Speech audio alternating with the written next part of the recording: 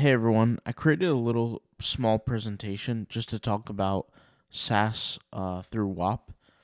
And some of you guys liked my last video that I created where I showed and I talked about a brand new Saas that I created and I decided to launch it through whop. And I'm making roughly about 700 to $800 a month currently. I mean, last month it was like from 650 to 700, so the numbers do vary. But that was my last video right here. I've also shown some other videos of some sales reports of some other applications, like this application. On this video right here, I made 89,000 roughly during the year for one SaaS app, and then another one, a separate SaaS app for 79,000. And I've made hundreds of thousands of dollars through SaaS.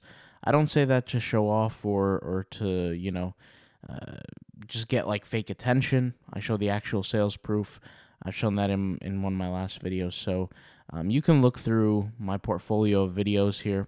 Um, I kind of share various different experiences that I've had with the SaaS community. With that being said, if you're trying to get rich through SaaS with whop, I'm going to give you some pros and cons to kind of shed some light on the situation. Now that I've been making a little bit of money on whop with SaaS, I can kind of speak from a position of a little more confidence, and especially because I've made money from SaaS through other means like Lemon Squeezy, Stripe, and so on and so forth. So let's kind of talk about it.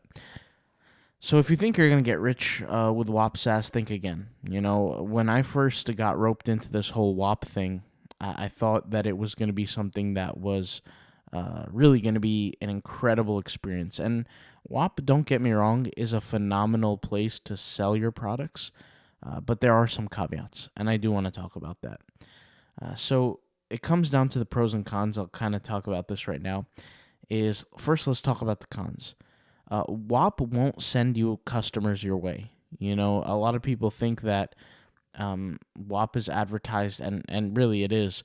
It's advertised as what they call a mall, like a mall of customers, or like a community of customers that are, once you list your whop, people are just going to come your way and pay for it.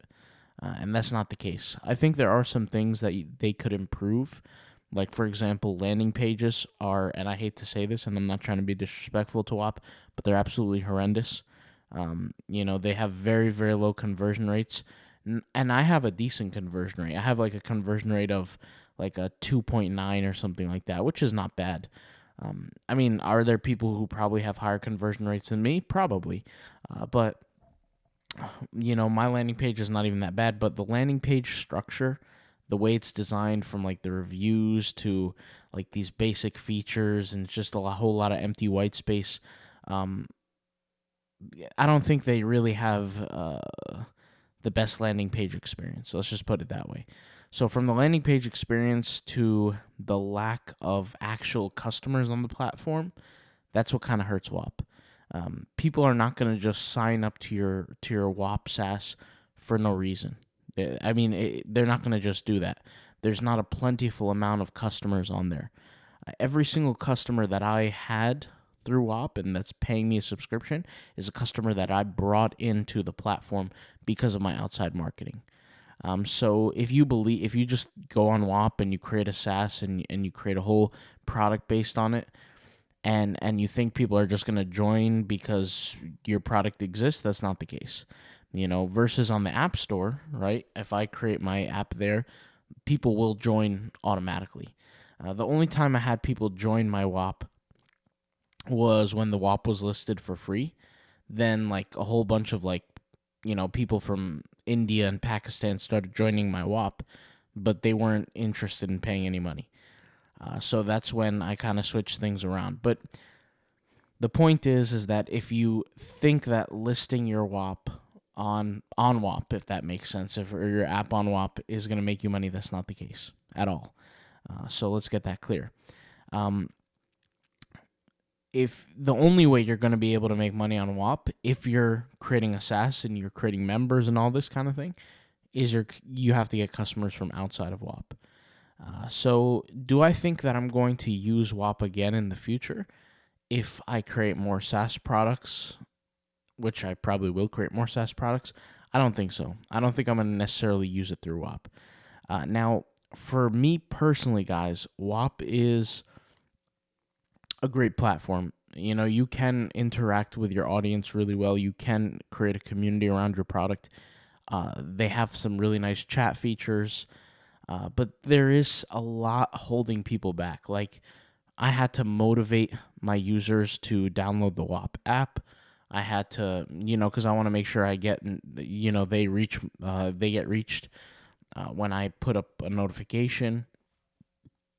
A lot of the times I might post something in chat and nobody will see it unless they actually log into the app and look at the chat every now and then. They don't just, it's not like they get a notification on their phone. Or even if they do, WAP doesn't make that easy.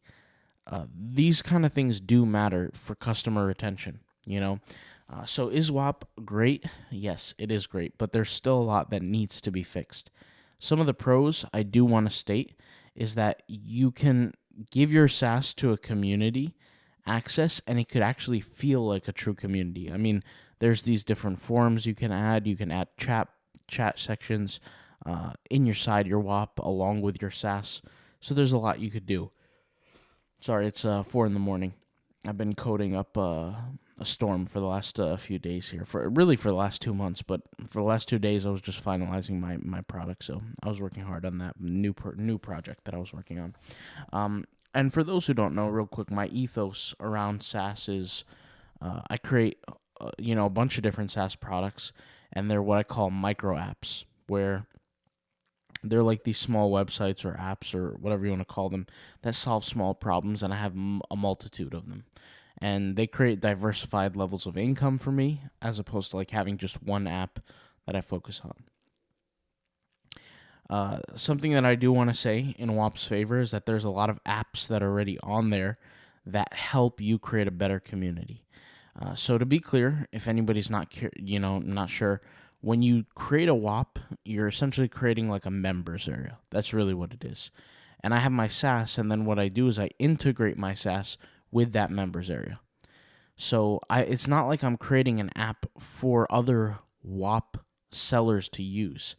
I'm creating an app for people to use as users or as consumers that are signing up to my WAP community. So that's kind of like the mindset. And like I said, there's been this promotion on WAP kind of stating that it's like this mall, right? Where people are just going to, like, you open up a shop, basically, and people just walk into your shop and purchase things. But that's not the way it works with WAP. With WAP, you have to drive your own traffic. And like I said, part of the reason that is a small part, is because your landing page setup is terrible. So when people click on your landing page or click on your WAP to just discover what it is, and yes, I do have very good discovery on WAP. Not a lot of people actually have reviews and sales on there, so I do have good discovery, but you're very limited on your landing page design. But it is what it is, I'm not going to complain too much. One of the nice things that I'll also mention is that with WAP, people can directly message you. Now, I know I wrote that here, but that actually does help lower cancellation rates and things like that, because somebody might have like an error or they don't know how to figure something out on your SaaS product. They'll just directly message you because it's easier that way, especially if you're active and you're engaging, as opposed to like deciding that they're just going to give up and just cancel. We live in an age now where people are just so quick to give up on everything because of, instant gratification. So if they can't figure out how something works or why something doesn't work the way they want it to, they'll just message you and then you'll explain it to them. Now, granted, the better your app is, the more functional, the more documentation, information there is, probably the better it will be.